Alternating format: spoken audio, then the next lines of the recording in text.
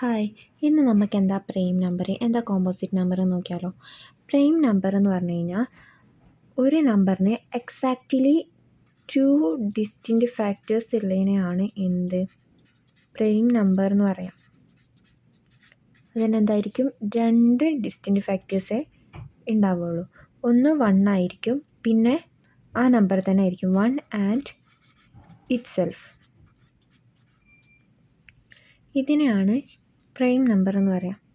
Prime number എന്ന് പറഞ്ഞു കഴിഞ്ഞാൽ 2 ഡിസ്റ്റിൻറ്റ് ഫാക്ടേഴ്സ് ആയിരിക്കും അതിനുണ്ടാവുക. ഒന്ന് 1ഉം പിന്നെ ആ നമ്പർ തന്നെ.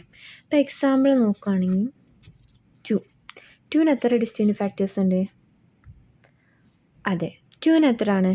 1ഉം ഉണ്ട് 2ഉം ഉണ്ട്. അപ്പോൾ 2 എന്ന് പറയുന്നത് എന്താണ്? ഒരു പ്രൈം നമ്പറാണ്.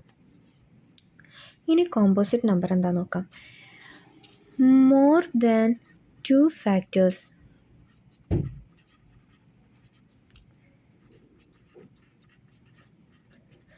രണ്ടിൽ കൂടുതൽ ഫാക്ടേഴ്സിനെ ഉള്ളതിനാണ് നമ്മൾ എന്താ പറയുക? കോമ്പോസിറ്റ് നമ്പർ എന്ന് പറയാം. പ്രൈം നമ്പർ എന്ന് പറഞ്ഞു കഴിഞ്ഞാൽ 2 ഡിസ്റ്റിൻറ്റ് ഫാക്ടേഴ്സും, കോമ്പോസിറ്റ് നമ്പർ എന്ന് പറഞ്ഞു കഴിഞ്ഞാൽ മോർ ദാൻ 2 ഡിസ്റ്റിൻറ്റ് ഫാക്ടേഴ്സുമാണ് വരിക. ഇനി എക്സാമ്പിൾ എന്താ? എക്സാമ്പിൾ 4ന് എത്ര ഡിസ്റ്റിൻറ്റ് ഫാക്ടേഴ്സ് ഉണ്ട്?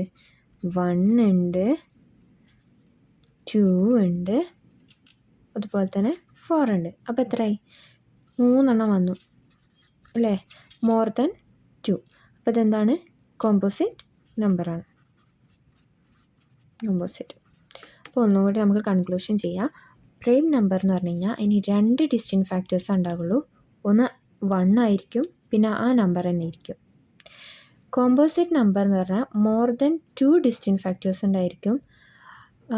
അതായത് ഇപ്പോൾ എക്സാമ്പിൾ 1 4 എടുത്ത് നോക്കുമ്പോൾ 1 2 ആൻഡ് 4. അപ്പോൾ ഇത്രയേ ഉള്ളൂ. ബൈ.